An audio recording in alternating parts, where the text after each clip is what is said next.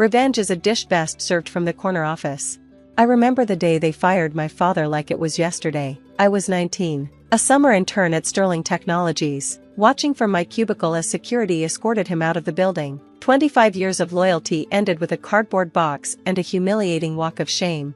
Budget cuts, they told him. Nothing personal, but it was personal. I knew because I'd accidentally seen the emails while filing documents for HR. They'd replaced him 2 weeks later with the CEO's nephew, fresh out of college. No experience, but the right last name. That was 10 years ago. Now, I sat in my private jet reviewing the final acquisition papers for Sterling Technologies. They had no idea that quiet little Sarah Maxwell, the forgotten intern from a decade ago, was about to become their boss. Miss Maxwell, my assistant's voice broke through my thoughts. The board meeting is scheduled for 9 a.m. tomorrow. All the paperwork is ready. I nodded, setting down the papers. Perfect. And they still don't know? No, ma'am. The acquisition has been handled entirely through shell companies. As far as Sterling Technologies knows, they're being bought by Nova Industries. I smiled, thinking of the look that would cross CEO Richard Sterling's face when he realized who really owned Nova Industries. The same man who smirked as he signed my father's termination papers would soon be signing his own. The jet began its descent into New York. Through the window, I could see the Sterling Technologies building, 50 stories of glass and steel crowned with their pretentious logo. Soon it would all be mine. Your father called again, my assistant added quietly. He still doesn't understand why you insisted on him coming to New York tomorrow. Dad had no idea what I'd built over the past decade. After his firing, he found work as a high school technology teacher, making barely enough to get by. I'd helped quietly over the years, sending anonymous bonuses through his school, making sure his mortgage mysteriously got paid off, but he never knew it was me.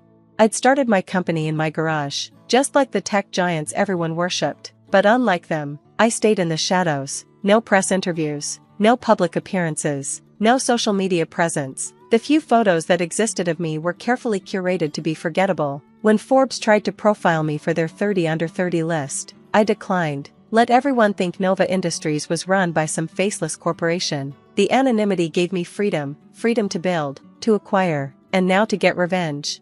The next morning, I dressed carefully in a simple black suit. Nothing flashy, nothing memorable. In the mirror, I looked like any other corporate executive. Perfect.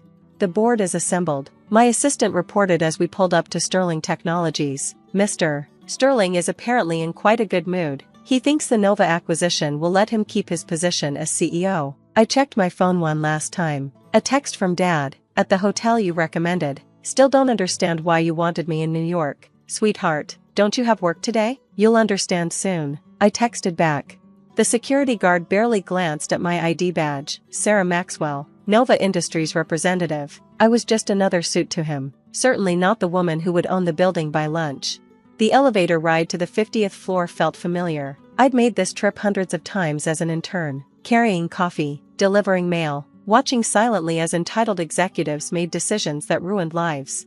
Sterling's secretary jumped up as I entered. Ms. Maxwell, Mr. Sterling and the board are waiting in the main conference room. I paused at the door, straightening my jacket. Through the glass, I could see Richard Sterling at the head of the table, laughing with his executives, the same laugh I'd heard when he joked about trimming the dead weight after firing my father.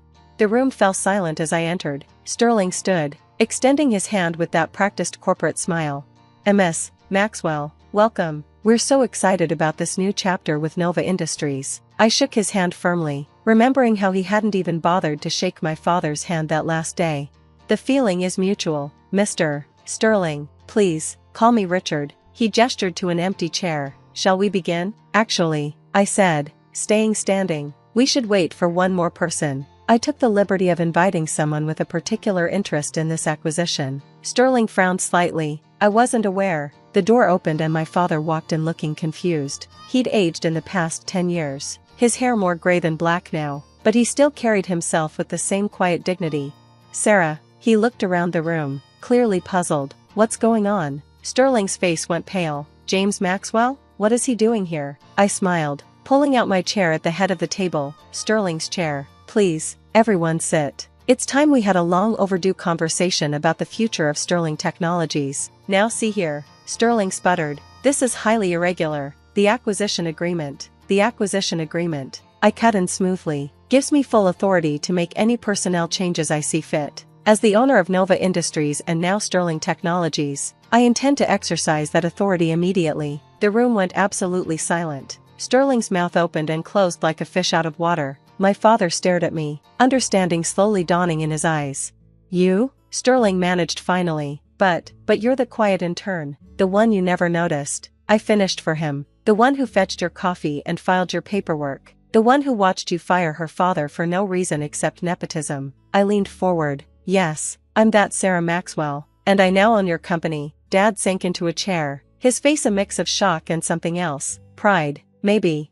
"Sarah, honey, what did you do?" I opened my briefcase and began distributing documents. What I've been doing for the past 10 years, building something bigger than Sterling could ever imagine. Nova Industries is just one of my companies. We're worth roughly $11 billion as of this morning's market opening. Sterling's face had turned an interesting shade of purple. "This is impossible. You're lying. Would you like to see the paperwork?" I slid a folder across the table. "It's all there. Ownership documents, acquisition agreements, transfer of control." As of 9 a.m. this morning, Sterling Technologies belongs to me. The board members were all staring at their copies, reality sinking in. They just discovered that the young woman they dismissed as a mere representative was actually one of the most powerful CEOs in the country. "You can't do this," Sterling whispered. "I already have." I stood up. "And my first act as owner is this, Richard Sterling. You're fired." The words rang out in the silent room. 10 years of waiting, planning, and building had led to this moment. I watched as security entered, my security now, to escort Sterling out. "You'll regret this," he spat as they led him to the door. "You have no idea how to run this company." I smiled, thinking of the empire I'd built while he wasn't looking. "Actually, I do. I learned everything about how not to run a company by watching you." I turned to the board. "Now, shall we discuss the future of Sterling Technologies? Or should I say Maxwell Technologies?" The board members straightened in their chairs, suddenly very attentive. Amazing how quickly loyalty shifted when power changed hands. Dad was still staring at me, tears in his eyes. All this time, I reached over and squeezed his hand. "All this time, I was building something worthy of your legacy, Dad, something that would make things right." But this was just the beginning. Sterling's humiliation wasn't enough. I had plans for his precious company, plans that would transform it into something he never had the vision to imagine. The quiet intern he'd never noticed was about to show him exactly what she'd learned in his building. And this was only the first act. The news of Sterling's ousting spread through the building like wildfire. By lunchtime, every employee knew that the quiet woman in the simple black suit wasn't just another corporate representative. She was their new owner, and she had orchestrated one of the most dramatic takeovers in recent business history. "The press is already calling," my assistant reported, handing me a stack of messages. Wall Street Journal, Forbes, Bloomberg, they all want to know how the mysterious CEO of Nova Industries managed to stay hidden for so long. I set the messages aside. They can keep wondering. We have more important things to handle first. My father still sat in the conference room, now empty except for us. He hadn't said much since the revelation, just watched as I reorganized his former workplace with quiet efficiency. "Why didn't you tell me?" he finally asked. I sat down beside him. "Would you have let me spend 10 years pursuing revenge?" "No," he admitted. "I would have told you to let it go, to focus on building something for yourself, not tearing others down, but that's exactly what I did." "Dad," I pulled out my tablet, showing him Nova Industries' portfolio. "Look, technology innovations, renewable energy projects, educational initiatives. I didn't just build a company to get revenge. I built something that matters." His eyes widened as he scrolled through the projects. "This is incredible. All those mysterious school funding programs, the technology grants, they were from me." I finished. "I wanted to help teachers like you, who actually make a difference in people's lives." A knock at the door interrupted us. Sterling's nephew, the one who'd replaced my father, stood there looking nervous. "Ms. Maxwell, I just wanted to explain about 10 years ago." I raised an eyebrow. "Pack up your office, Mr. Sterling. Your position has been eliminated." He fled, and I turned back to my father. That felt good, but I wasn't done yet. The next morning, I called my first company-wide meeting. The main auditorium was packed, everyone from executives to maintenance staff. They all wanted to see the woman who pulled off the impossible. "Many of you knew me 10 years ago," I began, standing at the podium. "I was the intern who delivered your mail, organized your files, and listened while you discussed firing loyal employees to cut costs." The room was dead silent. Today, I'm your boss, and things are going to change. I clicked to the first slide of my presentation. Starting now, Sterling Technologies, soon to be Maxwell Technologies, will implement comprehensive employee protections. No more arbitrary firings. No more nepotism. No more treating people like disposable resources. I outlined my plans: profit sharing for all employees, educational benefits, child care facilities on site, the very things Sterling had dismissed as unnecessary expenses. But how can we afford all this? One executive called out. I smiled. The same way Nova Industries affords it. By valuing our people as much as our profits. By understanding that loyalty goes both ways. I paused. By not wasting money on things like the private golf club membership Mr. Sterling charged to the company while laying off workers. That afternoon, Richard Sterling held a press conference outside the building. I watched from my new office, his old office, as he tried to spin the story. This hostile takeover is a personal vendetta, he declared to the cameras. Sarah Maxwell is using her father's termination from a decade ago to justify. My phone buzzed. A text from my PR team. Should we respond? No need, I replied. Instead, I sent out a company-wide email announcing immediate raises for all support staff, funded by canceling executive bonuses. Let Sterling rant to the press. I was busy actually running the company.